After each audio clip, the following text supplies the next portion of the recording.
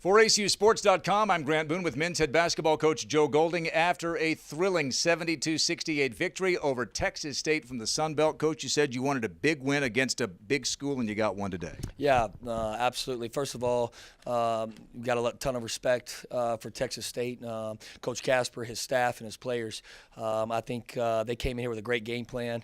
They really bothered us the first half and did a really, really good job against us. So I want to make sure that I think they got a good team. I knew it was going to be tough. They'd gone to Houston Baptist and gotten beaten pretty good. And I knew they would be ready for us in this game, and I thought they were, and I thought they showed when they came out the first half. On the flip side, I think it was credit to our guys and how they responded in the second half. We didn't make a whole lot of adjustments. We made a few, but not many. I just thought our effort was way better in the second half. I thought they outplayed us the first half, and I thought the second half we outplayed them, And so, there were big plays, championship plays made by both teams. Just a good college basketball game. You talked about this team maturing. You're also growing with this bunch. You said you didn't panic at halftime. Yeah, no question. 3 years ago, I'd have probably lost my mind and thrown a water cooler. Heck, a year ago, I probably would have.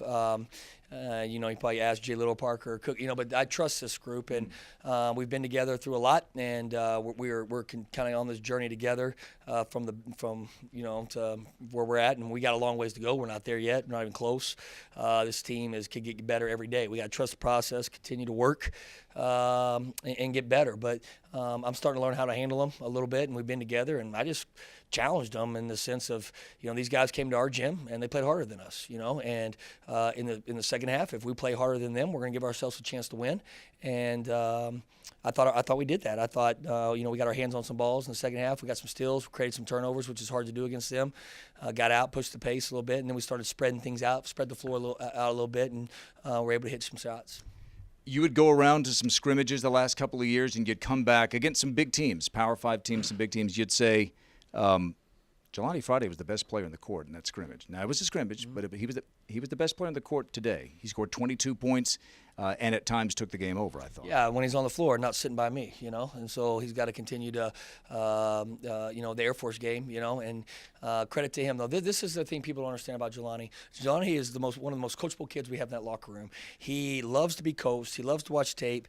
We don't have problems with Jelani. He's a special kid. His mom's done a great job, and other people around him of raising that young man. And then the Abilene Christian campus has really supported him, and he's a fun kid to be around. And so even Air Force game, you were there, close to us. He gets 2 fouls, but he's sitting there and he's cheering for his teammates, and that's the we, not me. We've got a lot of dudes on our team right now that are getting better, and it's my job is hard right now, trying to find which guys to play and earn minutes and do things, and that's tough for us sometimes where we go in certain situations. We got some guys that didn't play a ton of minutes tonight that probably should play more, but when they play minutes, they get in there and play their butt off because they're bought into we, not me, and a lot of that starts with Jelani, and Jelani would be the first to tell you in here that his teammates gave him the ball or set up those opportunities for him, and that's what makes a team special when you start getting that. And it's not a compliant attitude; it's a conviction. They truly care for each other, invest in each other, and we're not there yet on it, Grant, but we're starting to. But he's a special dude, and